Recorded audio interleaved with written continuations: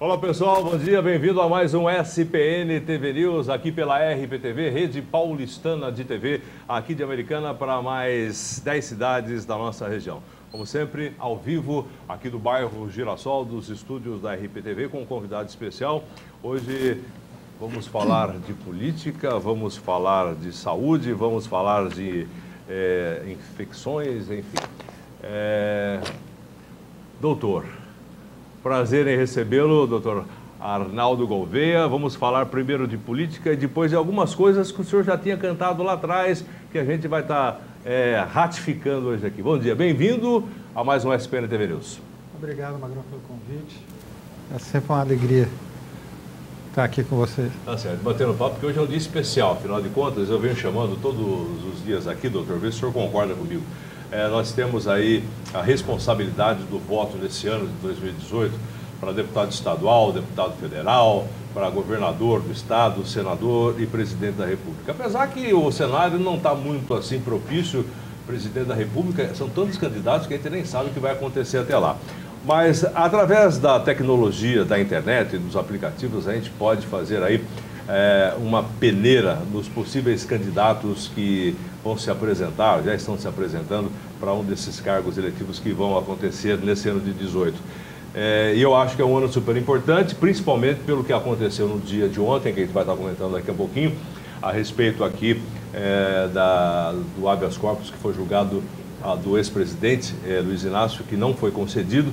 E daqui para frente acho que acabou a desculpa, né? Vamos falar um pouquinho de política. O que o senhor acha que aconteceu ontem lá no Supremo Tribunal Federal?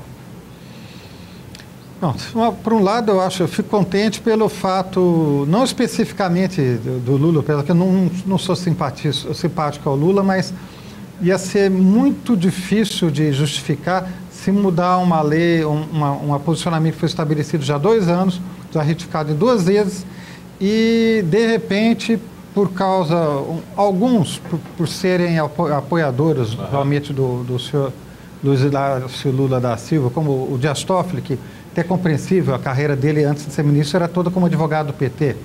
Outros por posicionamento realmente sempre foi assim, como o Celso de Mello, mas o do Gilmar é surpreendente. O Gilmar sempre odiou e realmente falava da sua antipatia pessoal, detestava o Lula, detestava o PT na época do mensalão. A gente lembra? Ele fez um comentário logo no começo dizendo que esse acirramento que a gente tem hoje em dia no Brasil, de esquerda, direita, norte, sul, preto, branco, rico, pobre, quem começou foi o próprio Partido dos Trabalhadores. Sim, foi uma estratégia de certas linhas marcusianas aí de dividir e jogar uma classe contra a outra e tal, mas é tal história, né? Isso está caminhando fora de moda, mas tem gente ainda presa a essas ideologias dos anos 50, 60. Agora, o do Gilmar que mais me chocou, porque o descaramento, na verdade, ele não está querendo dar o habeas corpus ao Lula, ele quer abrir um precedente para dar habeas corpus para o compadre dele do Rio de Janeiro, lá, o rei do... Os baratas. Os baratas, os reis dos transportes, que logo vai chegar lá, que eles também não têm fórum.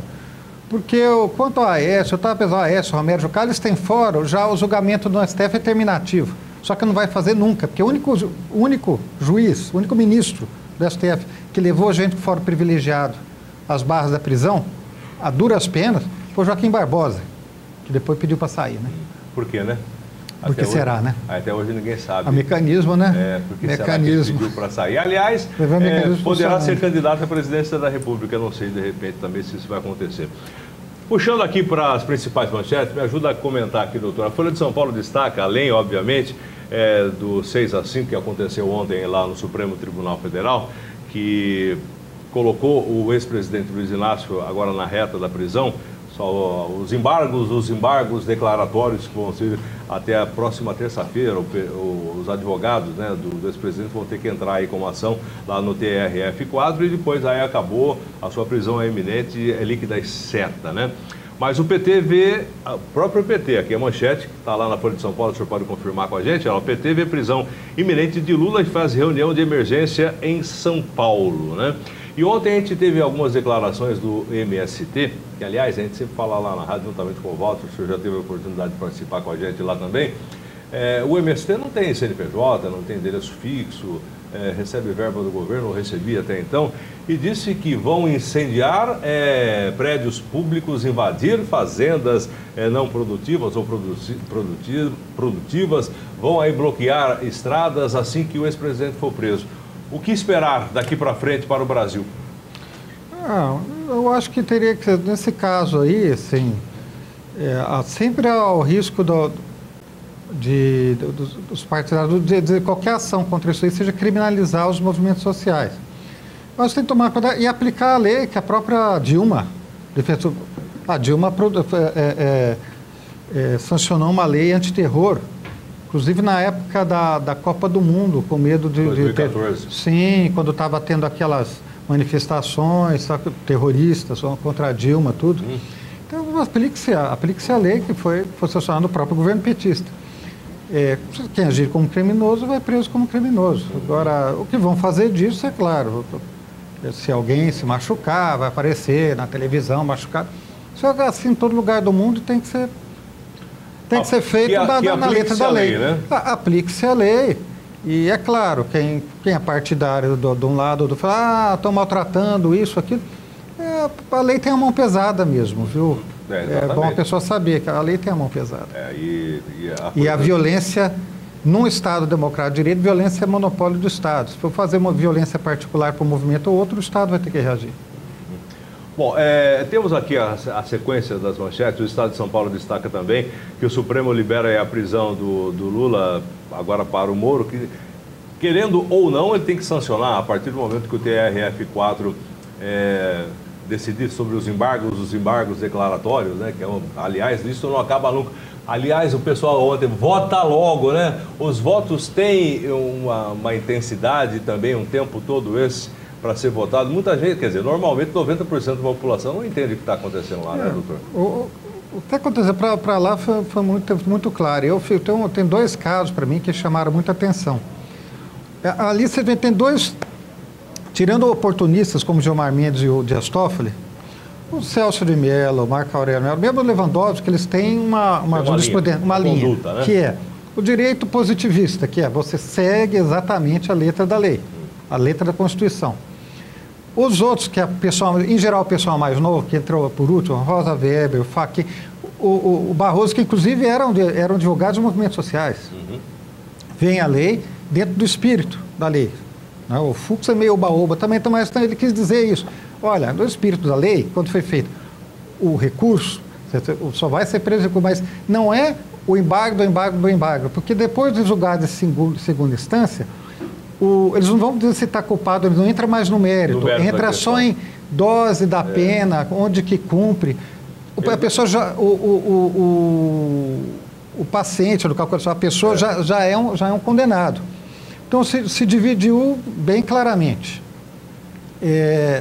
O que não pode, o que eles falam que realmente é insuportável, intolerável, é que todos os casos ficam como Maluf. Eu ouço dizer que o Maluf é ladrão desde que eu era estudante de medicina. Eu estou formado faz 30 anos. O Maluf foi ser preso agora. Com 85 anos. Com 85 anos vai ficar pouco, ou vai morrer ou vai sair porque está doente. Por quê? Durante 30 anos ele conseguiu o embargo, só foi preso agora. Isso é certo? Não é certo. Aproveitou bem a vida. O colega seu jornalista Pimenta Neves... Sim, exatamente. Ele ficou mais de 10 anos. Matou. Ameaçou. Réu confesso. Confesso. Embargo. Tem dinheiro. Foi o que o Barroso falou. Então, só quem tem dinheiro vai conseguir isso. O pobre, a população, não vai conseguir nada. A lei tem que ser igual para todos. Ou todo mundo tem direito de chegar no Supremo, ou todo mundo tem que seguir a mesma regra. Se todo mundo chegar no Supremo, ninguém vai ser condenado de nada, eles vão ficar passando. Quer dizer, você não vai ver justiça. Se você não considera que o Estado vai te propiciar justiça, então há uma forte tentação de se fazer justiça privada. Com as próprias mãos, né?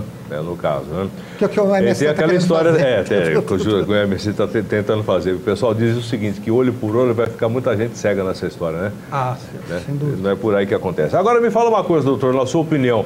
O senhor acha que os movimentos sociais, tanto pelas redes sociais como as manifestações que aconteceram, que vem acontecendo já há algum tempo, mandando um recado claro, líquido e certo aí aos ministros do Supremo, que a sociedade está atenta, está acordada, está ligada em tudo que está acontecendo, teve um peso nessa história? É difícil saber o quanto, viu? É difícil saber o quanto isso pesou. O voto do Luiz Fux mostra que ele joga para a torcida. A da Rosa Weber foi um voto muito bem embasado. O Gilmar joga para os interesses particulares dele, assim como o Dias Toffoli. Barroso é uma incógnita. O Fachin é técnico. O Marco Aurélio é louco, mas é técnico.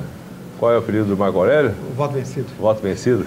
Tá certo. Aliás, ele com aquele técnico. E o Celso Melo também é técnico, só que eu não concordo com ele agora. Gilmar Mendes, o Dias Toffoli, tem a dó, né? Bom, a gente sabe da história desse pessoal. Bom, agora tem essa história aqui, né, doutor? Ainda voltando aqui para o estado de São Paulo, após a derrota no Supremo, o ex-presidente admite que está fora das eleições e isso deverá mudar também as perspectivas, né, dessas eleições à presidência da República. Temos um candidato a cada dia que passa, né? Agora vamos ver o que vai acontecer lá na frente, a hora que a coisa afunilar. O senhor tem alguma ideia que poderá melhorar aí com essa quantidade? Essa quantidade de candidatos só mesmo em 89, né? Sim. Na última... Depois a coisa ficou polarizada entre PSDB e PT. Isso daí, o Lula, ele conseguia aglutinar a esquerda, era visto meio como um messias da esquerda.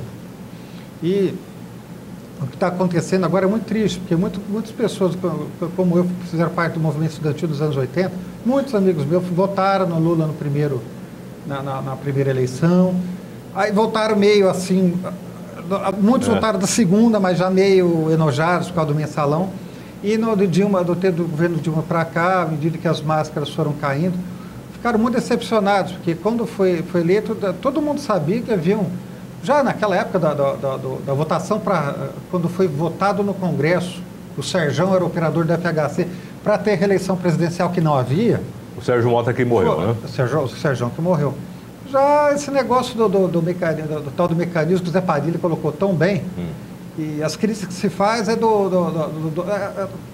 gente, isso tem que se ver, senhores que estão nervosos, isso é uma simulação, não é um documentário. Mostra bem como começou e foi se aperfeiçoando no passar dos anos. A pessoa ficou decepcionada porque viu que o PT abraçou de uma maneira... abraçou com paixão a história do mecanismo. Eu não fiquei surpreso. O mecanismo que o senhor diz é o mecanismo da corrupção do Estado, né? Sim, que o Zé Padilha fala. Não só em benefício próprio, mas em benefício do partido, em benefício da ideia, da ideologia, para permanência no poder. Não, às vezes por ideologia, pelo dinheiro mesmo, porque o Centrão, o MDB, não quer o poder, ele quer a grana. Ele está sempre do lado do poder. Aí o governo sonha a favor. Sonha a favor. O Centrão também. O PT já pegou para a ideologia, mas também não tem como se entrar nisso e não se sujar também. E o Lula acabou que caiu nisso. Eu não tinha muita ilusão quanto a isso, porque, ao contrário da Dilma era uma de ideologia. Dilma era comunista e é comunista de raiz e continuou sendo, fiel aos seus princípios. O Lula era um sindicalista. Quem conhece política sindical pode falar de tudo dela, menos que seja uma coisa completamente idônea e isenta de corrupção, né? Corrupção. Isso veio tempo do Joaquinzão, e não só tanto Paulinho, dos trabalhadores, mas como também o sindicalista dos empresários, da parte do empresarial também. Toda essa história. Sim, o Paulo Scaff. O senhor vê, ele está utilizando exatamente o sistema S para fazer campanha, né? Pago por dinheiro imposto. Exatamente. Tá certo. Bom, por aí a gente vai, doutor. Deu para a gente fazer uma peneirada, porque afinal de contas ontem foi um dia realmente muito importante. Agora daqui para frente acho que acabou a história, né? Não temos mais o Luiz Inácio, que será preso, obviamente, e depois poderá ser solto lá na frente, porque o Dias Toffoli vai assumir a presidência em setembro. Isso. Em setembro ele vai ser solto. Enquanto a Carmen Lúcia estiver aí, lá ele não será. A hora que o Dias Toffoli entrar, ele vai colocar em pauta o habeas corpus e vai soltar, e vai possibilitar ficar livre Lula, os reis do transporte, o Eike Batista, cuja a esposa do Gilmar Mendes é advogada, trabalha para o advogado Eike Batista, quer dizer, uma série de relações incestuosas.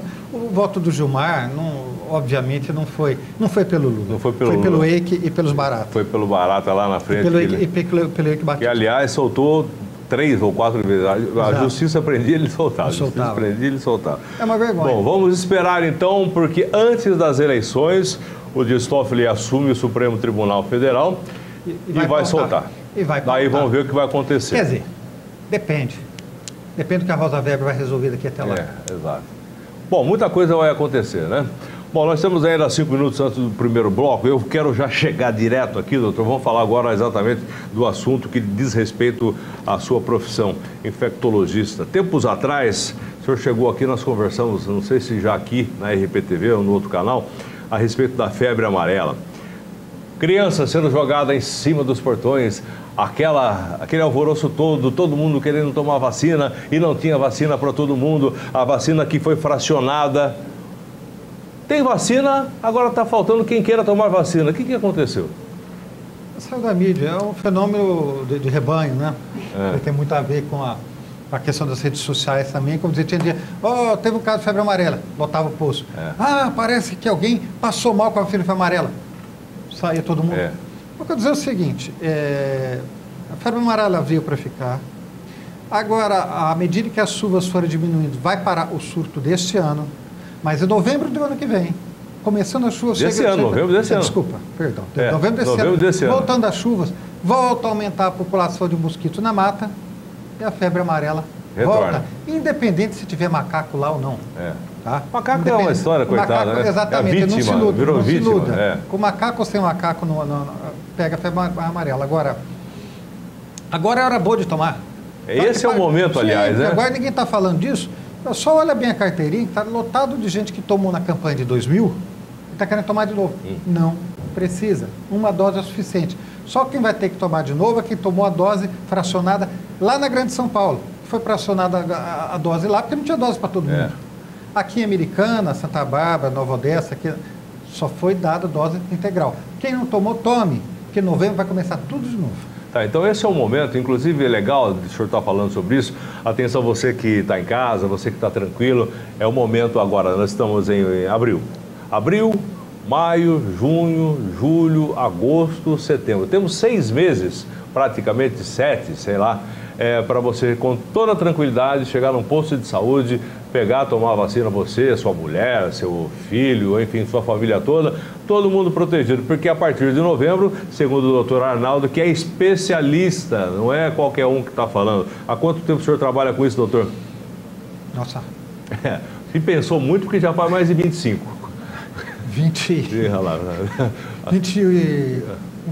29, 30 anos, praticamente, que trabalha com esse tipo de coisa. Então é o doutor que está dizendo, vai voltar a partir de novembro, dezembro, vai ser aquela correria de novo. Até lá esperamos também que o governo já tenha tomado as medidas necessárias para que não falte vacina para todo mundo. Exatamente, porque febre amarela não tem como, como a fonte é silvestre, não tem como, você não vai derrubar as matas, quer dizer, o pouco que sobrou, né? O pouco que sobrou, né? O negócio é vacinar. Todo mundo vacinado, morreu o assunto. Morreu o assunto, acabou o problema, está tudo todo certo. Todo mundo dá banana para os macacos, sem problema. Todo mundo vacinado, vamos lá. Essa história, vacinar macaco não dá, né, doutor?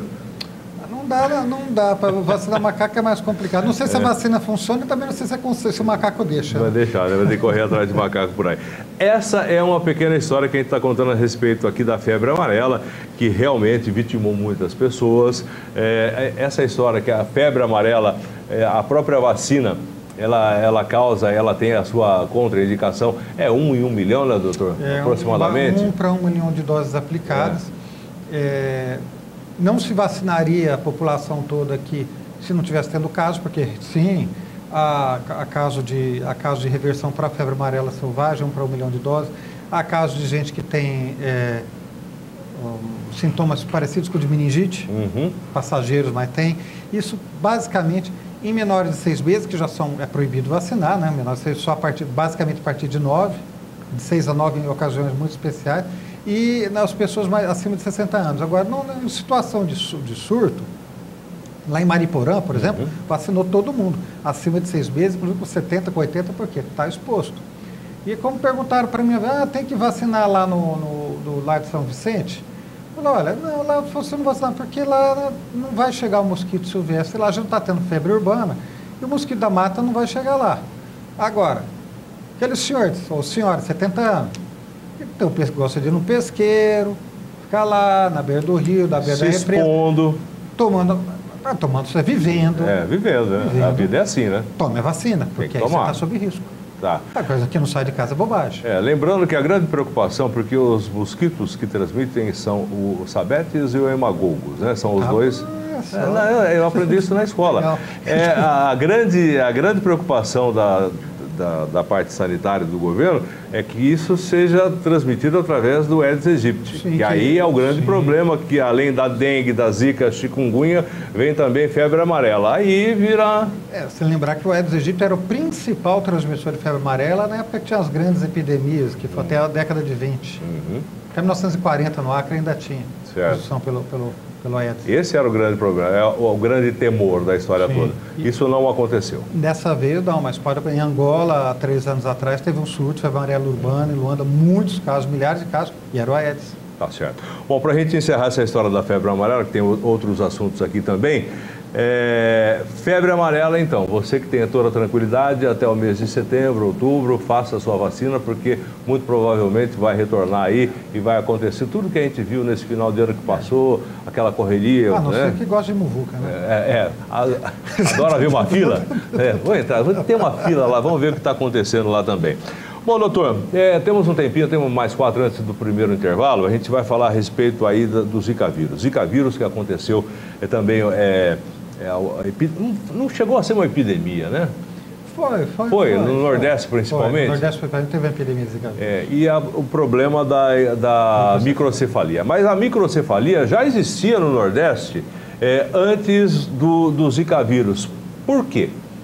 Bom, isso daí, então vamos voltar à história. Muito tempo atrás, eu estive aqui antes, inclusive foi chamado para dar uma palestra lá na PUC em Campinas sobre isso aí. Sim. E eu vou falar exatamente o que eu disse, olha, essa questão da microcefalia é complicada. Eu fiz um cálculo simples na época quando fui dar a palestra. Você se espera, independente de Zika ou dengue, você espera que cada 1.000 crianças nascidas vivas em qualquer lugar do mundo... Qualquer lugar do mundo. Uma em cada 1.000 vai ter microcefalia. 1 por 1.000. Por várias causas. Microcefalia, cabeça pequena, tem muita coisa que pode dar causa à cabeça pequena. A mãe que usa droga, a mãe que teve sífilis, se tem hipotireoidismo, tem medicamento que dá isso, toxoplasmose, citomegalovírus, rubéola, zika e outras cositas mais, desnutrição. E aí eu entrei nos dados do IBGE para saber, na época, o último dado do número de nascidos vivos que tinha era em 2014. Em 2014, o Brasil tinha tido 2.400.000 nascidos vivos. Aí eu olhei, bom, deve ter então sido notificado 2.400 casos de microcefalia. Não tinha nem 400 casos. Estava devendo 2.000. O que aconteceu no Nordeste foi que realmente se fez uma correlação, realmente, Zika pode causar microcefalia pacífica. Perfeito. Só que aquele grande número de casos de microcefalia não era do Zika, é porque nunca tinha parado para contar. É a mesma coisa falar assim, olha, você fecha a delegacia da mulher, daqui os outros fazem estatística, nossa, a americana quase não tem violência contra a mulher. Porque a delegacia da mulher estava fechada. Ninguém está contando o que está acontecendo. Ninguém está contando. Exatamente. Agora, quando começou a fazer a análise dos casos de microcefalia do Nordeste... Registrando os casos. Registrando e depois buscando a causa, Zika é uma fração. Lá eles têm problema de sífilis. Inclusive um caso que saiu no Fantástico 2 anos atrás, que foi aquela coisa, porque o pai abandonou a mãe, porque o filho está comigo, que você falou por causa da Zika. Era sífilis. Era sífilis, não era Zika. Desnutrição. Falta de vitaminas específicas. Uso de droga que está aumentando barbaramente. E bom, por aí vai. Aqui a gente já contamos aqui 5 prováveis motivos, sem contar o Zika, né? Tabaco. E por aí vai. E inclusive Zika. Toxoplasmose, rubéola, citomegalovírus, verminose, inclusive Zika. Tá. O senhor acredita que, de repente, isso poderá voltar? Bom, aqui no estado de São Paulo tivemos casos, mas não foi tão quanto lá no Nordeste. Nós realmente temos umas coisas curiosas. O estado de São Paulo, assim, o Sudeste, vamos falar, né? Não, porque Minas teve muito norte. Eu vi alguns casos aqui americanos, e curiosamente, o Zika, o chikungunya também não chegou com força. O que é deles está guardado, vai chegar a vez. Agora, o que pode ficar tranquilo é que na época a coisa está tão confusa que eu lembro de um ministro da Saúde indo para a televisão dizendo que era melhor as mulheres não engravidarem aquele ano. Exato. Eu achei meio exagerado. Quem pudesse planejar para o futuro, deixasse, né? Eu achei meio exagerado, porque a gente não tem evidência para isso. Na verdade, hoje a gente vê que realmente, eu acho tudo bem, até para deixar para o futuro, mas não por causa de Zika. Só por causa de dinheiro, outras coisas. Criança é caro. Tá certo. Vamos para um rápido intervalo. Na sequência, eu continuo falando com o doutor Arnaldo Gouveia a respeito aqui de outros casos. A gente vai falar sobre AIDS também, sobre leishmaniose, febre maculosa e tem um outro assunto aqui, qual que era mesmo a respeito... Aí, doutor, daqui a pouco eu me lembro. O senhor acabou de falar agora aquela doença antiga que está retornando agora. O senhor me falou agora... sífilis. Desculpe aqui a falta de conhecimento, que são vários assuntos aqui. Vamos falar sobre sífilis, AIDS, leishmaniose, se der tempo, né? Leishmaniose e outras coisas mais aqui no SPN TV News. Fique ligado. Eu só perdi o apetite.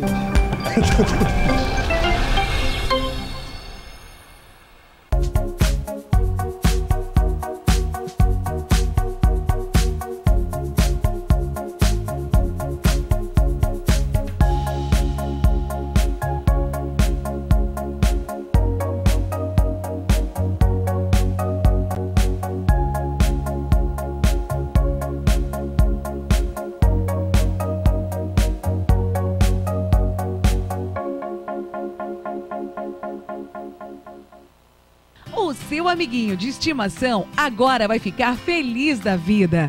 Com um centro de estética especialmente e com todo o carinho só para os cuidados dele. Gabi Pet Shop, banho e tosa, é tudo que ele precisa para ficar feliz e muito bem cuidado. Agende um horário, 19-982-916431. Venha conhecer, Rua do Ósmio, 975, Loja 36. Seu melhor amigo merece ser muito bem tratado. Pet Shop da Gabi, logo ali no Vic Center, em Santa Bárbara do Oeste. Pesqueiro Feltrin, há mais de 5 anos com as melhores opções da nossa região. Almoço todos os dias, das 11 às 14 horas, inclusive nos feriados. E toda segunda, jantar com muita moda de viola. E a mais completa culinária caipira está aqui. Tá nervoso? Vem pescar. Tá tranquilo? Aqui é o seu lugar.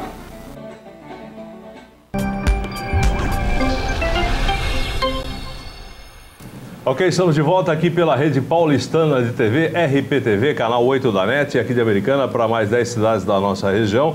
Convidando você que está em casa para participar desse papo com a gente aqui, com o infectologista Arnaldo Gouveia, falando aqui sobre febre amarela, Zika vírus. E agora vamos mudar um pouquinho. Todo mundo tem um animalzinho em casa, praticamente todo mundo, não digo que todo mundo. A leishmaniose é só para cachorro ou gato também? É cachorro. Só cachorro? Praticamente cachorro. Gato... Muito difícil, né? Qual é o problema? O problema é o seguinte, que normalmente não tem cura, né? Normalmente não tem cura. Para animal não tem cura. Está tendo uma droga, foi desenvolvida na Índia, há alguns anos atrás, foi testada na Índia e na África, para tratar leishmaniose visceral, tamanho chamado, eu gosto pelo nome clássico, calazar, a doença negra, que vai escurecendo a pele. Chama miltefosina. Essa miltefosina, ela é oral, tudo, e está sendo utilizada em cães. E tem sido, pela internet é tal história, todo mundo agora sabe tudo e sai muita bobagem. Tem sido divulgado na internet que é um medicamento caríssimo, R$1.600 a caixa, que cura cão. R$1.600 uma caixa, com quantos comprimidos? Dá para 28 dias, dá para um tratamento. Um mês, vai colocar um. Acontece o seguinte... Isso é mentira. A própria bula, quem pegar a bula da miltefosina, esqueci o nome comercial, vai ver que ela baixa a carga parasitária e diminui a chance do cão transmitir a doença. Diminui a chance. Mas esse cão vai ter que ser zera. o resto da vida. Não. O resto da vida desse cão tem que ser examinado a cada 4 meses para ver se a carga aumentou, porque se a carga aumentou, não só o cão adoece, quanto ele pode passar para o dono. No ser humano, principalmente na criança, é uma doença frequentemente mortal, porque, a não ser em lugar que está tendo bastante, ou seja, está ligado, lugar que tem pouco. Por exemplo, recentemente, se não me engano, foi em São Carlos, no Rio Claro, em Bauru aconteceu isso também. A criança, os sintomas iniciais parecem muito com sintomas de leucemia. E essa criança às vezes, faz o exame, é difícil identificar, a não sei que você esteja procurando, eu sei porque eu faço esse exame, é difícil identificar o parasita, e essa criança pode ser erroneamente tratada por leucemia. Se você dá o remédio para leucemia, ela morre. E às vezes o primeiro, o segundo, os primeiros casos são cadáveres de criança, basicamente, ou de pessoas com doenças que baixam muito a imunidade, como doenças do sangue, o AIDS, o câncer. É um risco. É um risco. Na verdade, em geral, a solução que você pode fazer é sacrificar o animal. Agora me fala uma coisa, existe um tipo de prevenção para o animal, tipo vacina? Tem vacina, não é 100% efetivo, mas tem vacina. Para a leishmaniose? Até foi desenvolvida para cão aqui. Para cão, sim. Mas não é para gente efetivo. Não. Não tem vacina? Não. Por que, doutor, eu estou fazendo essa colocação? Porque hoje em dia, mais do que tempos atrás, o animal de estimação faz parte da família das pessoas. Todo mundo praticamente tem um cachorrinho em casa, né? E quando de repente é detectada uma doença dessa no animal, eles não vão apresentar esse cão para a vigilância sanitária como portador de leishmania. Leishmania? Leishmania. Pois é, o risco que eles têm de ficar doentes. Não sei o cão ficar só na casa deles, está bom. Porque eles que vão ficar doentes, eles começam a levar na rua, passa para os outros cães, né? Passa para cão, passa para o humano. Basicamente, isso daí ocorre nas periferias, porque o mosquito que transmite a leishmaniose, que é o mosquito, que a gente chama mosquito palha, cangainha, birigui, tem vários nomes. É pequenininho, é peludinho. Ele gosta de área que tem matéria orgânica, tipo aquela terra preta, decomposição, áreas sombreadas. Então, se você for ter aqui Americana, onde nós vamos ter? Na região da represa, liberando o rio. Aqui no centro da cidade, a única maneira de ter a doença, você vai ter a doença no cão, mas muito dificilmente você vai ter a transmissão aqui dentro. Agora, lá, certamente, porque sempre nas periferias da cidade. Me fala uma coisa, todo mosquito, todo esse mosquito palha, essa denominação toda que o senhor falou, é portador ou ele é só vetor? Não. Não, ele é vetor. Ele é vetor. O reservatório são os animais. No mato, gambá, cutia, essas coisas. Aqui, Americana diminuiu. Quando eu cheguei em Americana, nos anos 90, Americana nem tanto, mas Nova Odessa e Santa Bárbara, a gente via com uma certa regularidade a leishmaniose, a forma cutânea, que forma aquela úlcera de Bauru, a ferida, que é parecida. Nos cães ou em humanos? Nos dois. Nos dois. Nos dois. Que é parecida, mas não mata. O micróbio é parecido, mas dá uma ferida, mas não mata. O problema dessa leishmaniose visceral, do calazar, eu até prefiro chamar calazar para não confundir com a leishmaniose de pele, que a gente sempre teve aqui. O calazar mata. Porque ele atinge diretamente fígado, fígado, baço e medula óssea. E pronto, né? Já era, tá certo. Bom, então tá aí, fique ligado, essa é mais uma história. Doutor, vamos voltar agora rapidinho aqui, porque o nosso tempo tá faltam 7 minutos, programa ao vivo, viu? Aqui pelo canal 8 da NET. Vamos voltar à AIDS. AIDS, até os anos 80, inclusive ontem foi aniversário seria, né?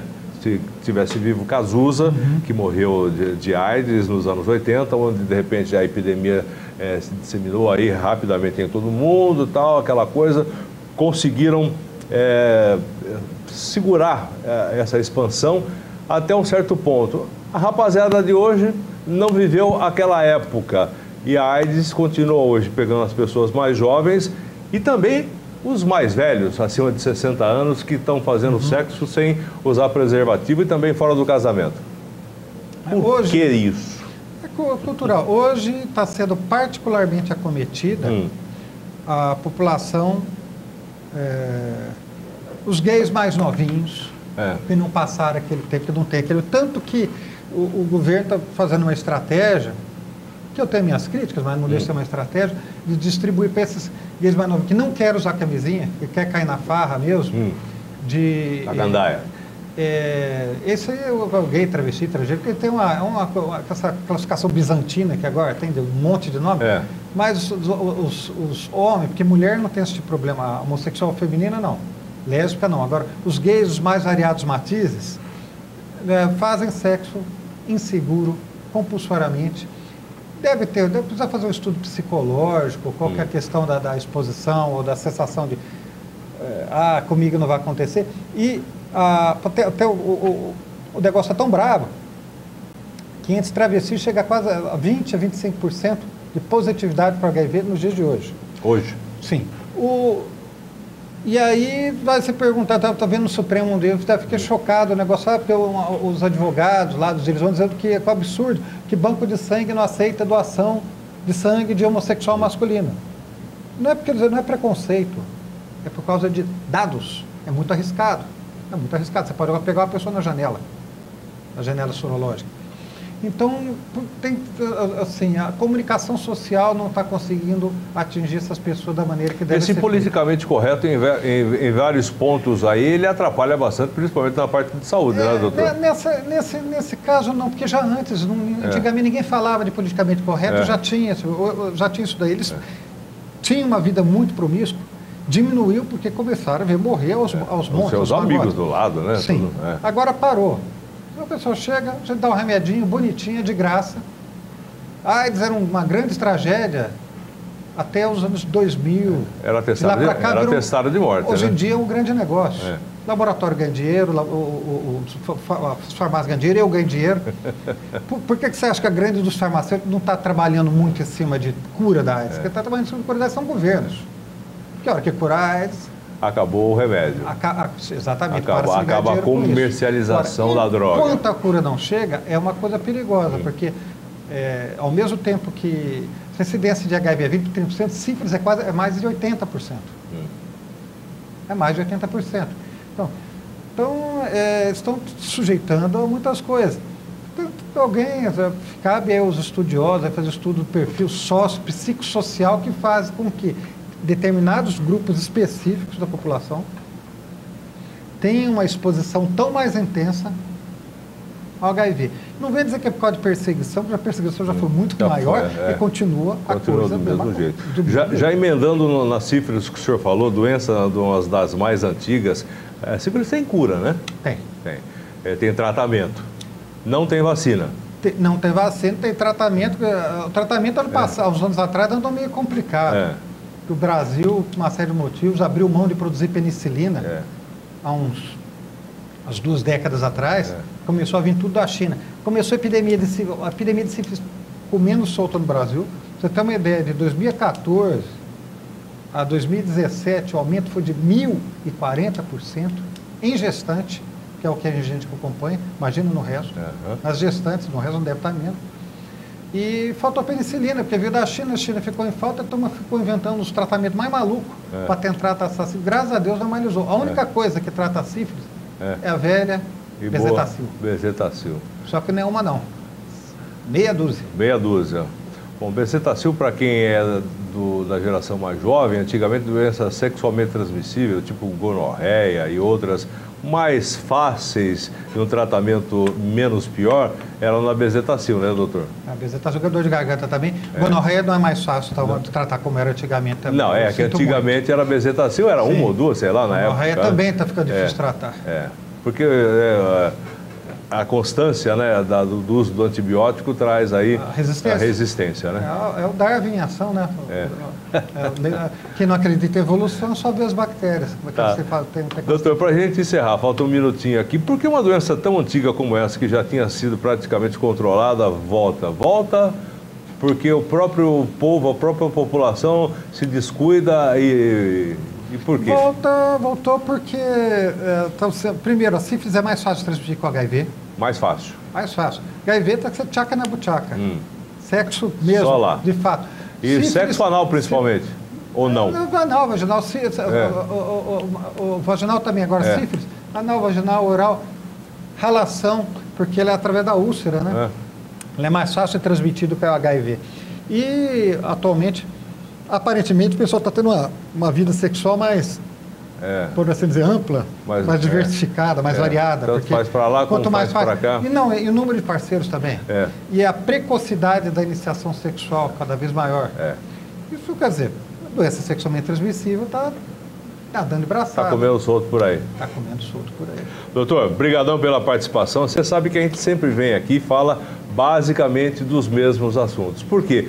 O público, além de ser rotativo, as ideias, de repente, se transformam também. Por exemplo, o caso da febre amarela, que o senhor esclareceu, que vai voltar logo mais no final do ano. Bom momento para você se vacinar é de agora até lá para setembro, outubro, né? Porque lá em novembro começou a chover, volta a febre amarela. Zika vírus, não é só o Zika vírus que traz aí a hidrocefalia, são vários outros casos também. A história, por exemplo, da leishmaniose, que não tem vacina, ou tem algum tratamento, mas também não é eficaz. A AIDS, que retornou também agora para os mais jovens e para os mais velhos. E a doença antiga, que é a sífilis, que está retornando pela falta de cuidado das pessoas. É o assunto básico da história. E a gente vai voltar a falar futuramente, assim que o senhor der uma outra oportunidade, para a gente estar falando sobre política, que falamos também, sobre o julgamento de ontem. Logo mais na frente, vamos ter as janelas fechadas aí para os candidatos, para a gente ver o que vai acontecer com o nosso país até o dia 7 de outubro. Tenho que se dizer.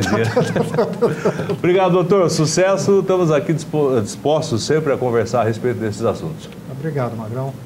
E obrigado aos ouvintes. Espero que o senhor tenha gostado. Tá certo, então. Obrigado. Bom, na sequência vem aí o esporte e amanhã eu vou estar falando com o vice-prefeito aqui da cidade americana, o Roger, que está licenciado, está com o deputado e presidente da Assembleia, Cauê Macris. Vamos estar falando sobre assuntos da política aqui da cidade e também do estado de São Paulo. Não perca amanhã, a partir das 10h20, aqui pelo canal 8 da NET, na RPTV. Tchau e até lá.